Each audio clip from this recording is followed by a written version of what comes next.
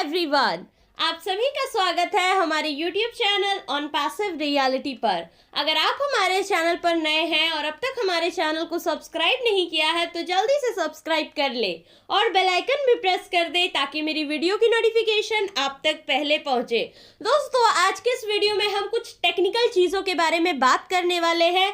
Anoop Gawande sir का जो कल का टेक्निकल सेशन हुआ था उसमें उन्होंने बहुत सारी चीज़ें बताई, प्रोडक्ट्स को लेकर के बहुत सारी बातें बताई, तो मैं उसी की थोड़ी सी शेयरिंग आप सभी के साथ करने वाली हूँ मेरी इस वीडियो में, तो प्लीज़ आप इसे एंड तक देखिएगा।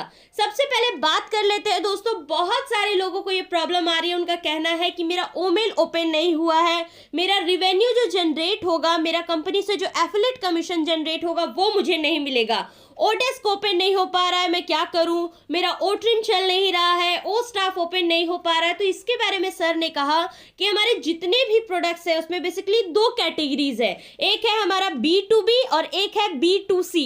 B2C वो प्रोडक्ट्स होते हैं जो बिजनेस टू कस्टमर यूज होते हैं, जो सारे लोग यूज कर सकते हैं, सारे बिजनेस भी और सारे कस्टमर भी इसका इस्तेमाल कर सकते हैं। ये बेसिकली बिजनेस टू कस्टमर है।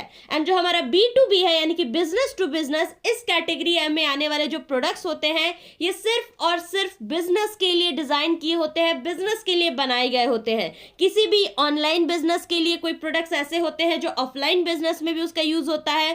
तो जो प्रोडक्ट आप साइन इन नहीं कर पा रहे हो, मान लीजिए सपोज ओ स्टाफ है आपका, अगर आप साइन इन नहीं कर पाते हो, ओ डेस्क हो गया, अगर आप साइन इन नहीं कर पाते हो तो इसमें आपको घबराने की जरूरत नहीं है, ना ही आपको किसी सपोर्ट में जाके कांटेक्ट करना है, ना किसी एलसी मेंबर को परेशान करना है कि मैं ओपन नहीं कर पा रहा हूं या कर पा रही हूं।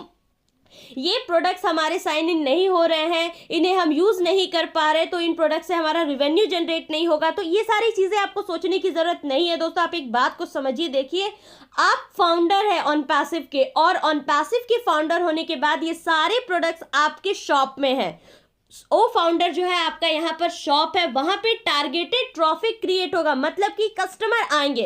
और देखिए आपका कोई शॉप अगर होता है, मान के चलिए आपका कोई एक दुकान है, कोई शॉप है मार्केट में, वहां पे जो चीजें आप बेचते हो तो क्या सारी प्रोडक्ट्स को, सारी चीजें को आप खुद इस्तेमाल करते हो? उसमें से कुछ ही ऐसी चीजें होंगी, 1 2 3 4 जिसका आप यूज करते होंगे। बाकी चीजें जो होती है वो यूज कोई और करता है, जिनको उनकी जरूरत होती है वो आते हैं आपसे वो प्रोडक्ट परचेस करते हैं। तो सेम ऐसा ही ऑन पैसिव में सारे प्रोडक्ट्स जो है सभी के लिए नहीं है, सारी चीजें आपको समझने की भी जरूरत नहीं है। आप ऑन पैसिव को समझिए, ओ फाउंडर को समझिए। और ऐसा भी नहीं है दोस्तों कि सपोज आप उन प्रोडक्ट्स को, सपोज आपका एक शॉप है, आपने शॉप में बहुत सारे सामान को रखा है, अगर आप उसका इस्तेमाल नहीं कर रहे हो, कोई और आकर के अगर उसका इस्तेमाल कर रहा है तो आपका वहां से इनकम जनरेट नहीं हो रहा है, ऐसा भी नहीं है। जो चीजें बिक रही है उसका रेवेन्यू आपको जनरेट होगा, और ऐसा भी जरूरी नहीं है कि आप अपने शॉप में रखे सारे प्रोडक्ट्स का इस्तेमाल करें। आपको यहाँ पर जो चीजें समझ आ रही है आप उसे समझिए, वो आपके समझने के लिए जो चीजें हैं वो आपको समझाई जाएगी, इसके बारे में आपको ट्यूटोरियल्स भी प्रोवाइड किए जाएंगे। ओ फाउंडर में आपको सारी चीजें प्रोवाइड की जाएंगी। लेकिन जो चीजें आपके समझने की नहीं, आप कोई कहेंगे कि मेरा ओ डेस्क ओपन नहीं हो रहा है, तो आपके लिए जो प्रोडक्ट डिजाइन किए गए हैं उसका एक्सेस आपको दिया जाएगा, आप उसे यूज करेंगे। लेकिन जो चीजें आपके लिए डिजाइन नहीं है उसका एक्सेस आपको नहीं दिया जाएगा। एंड दोस्तों, हमारी प्रायोरिटी है अभी कि जितने भी प्रोडक्ट्स हमारे पास बने हैं और जो रेडी टू यूज है उन प्रोडक्ट्स के साथ लॉन्च किया जाए। कुछ लोगों के मन में ये भी कंफ्यूजन है कि कब सारे प्रोडक्ट्स रिलीज होंगे, कब सारे प्रोडक्ट्स मार्केट में आएंगे, हमारा ग्लोबल लॉन्च होगा। तो इस बात को समझिए कि प्रोडक्ट लॉन्चिंग और ग्लोबल लॉन्च का कोई कनेक्शन नहीं है, ये दोनों अलग अलग चीजें हैं, अलग अलग प्रोसेस है। जो रेडी टू यूज है उन प्रोडक्ट्स के साथ लॉन्च किया जाएगा और प्रोसेस उसी हिसाब से चला जा रहा है।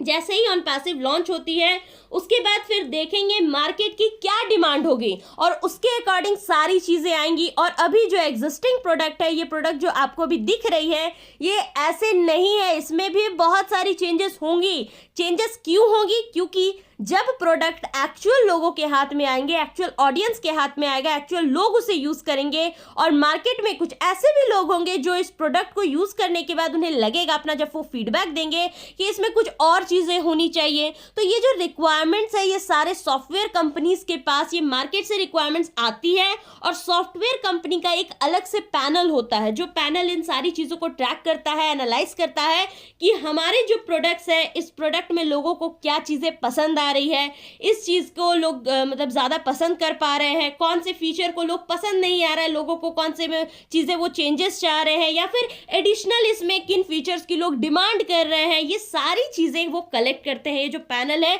इन सारी चीज़ों को, डेटा को वो कलेक्ट करते हैं, एक टीम होती है इनकी, एंड उसी के अकॉर्डिंग फिर वो डिसीजन लेते हैं। देन उनका जो है प्लानिंग चलता है कि कैसे इन सारी चीज़ों को इम्प्लीमेंट किया जाए, कैसे ऐड किया जाए। तो फिर इसके बाद ये सारी चीज़ें ऐड की जाती है, जो अगर उन्हें खराब लगता है तो वो सारी चीज़ों को हटा के फिर कुछ नया उसके बदले लाया जाता है।